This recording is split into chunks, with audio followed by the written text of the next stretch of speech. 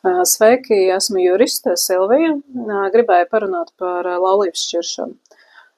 Diezgan emocionāls process, ne tikai juridisks, ir īpaši, ja pa vidu ir bērns.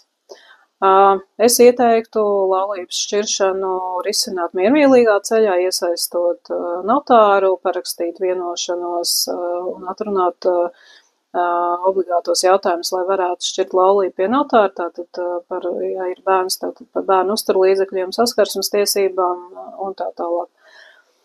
Ja tas aiziet līdz tiesai, tātad bāriņtiesa arī tiek iesaistīta, viņa vērtē vecākus, sniegs savu atzinumu tiesai. Ja. Nākošā lieta pats process ir sacensības process, ja. Sacensības princips, kas nozīmē, ka katra no šīm pusēm, kas izvirza šausmas prasījumus, arī ar pierādījumiem, ar dažādām metodēm mēģina panākt savu.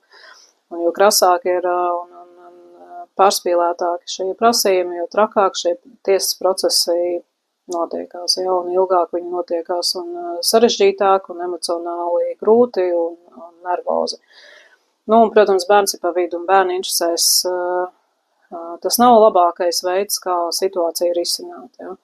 Mans ieteikums būtu vecākiem saglabāt racionālo saprātu, ņemt maksimāli nolikt emocijas malā un padomāt loģiski, kas būtu tieši bērnu interesēs vislabākais šis te risinājums tieši bērnam, nevis jums, jo, teiksim, arī jāņem vērā, ka bērnam ir tiesības pieprasīt šo te saskarsmu ar vecāku, nevis tā ir vecāka tiesība šo te saskarsmi uzspiest bērnam, ja bērns, piemēram, nevēlās. Ja. Nu, šeit ir vairāk tādi arī psiholoģiski, emocionāli aspekti, kurus ieteiktu arī iesaistīt arī psihologu, mediātoru, ja, lai maksimāli novērstu šo te strīda eskalāciju līdz tiesai, ja, jo arī bāriņtiesas piedāvā mediācijas un domstarpību strīdu risināšanas pakalpojumus, izmantojot to.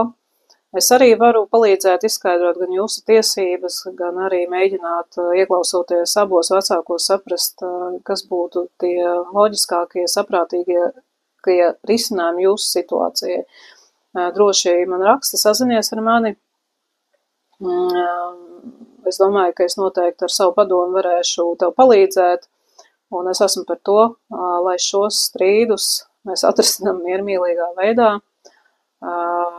tīpaši bērna interesēs.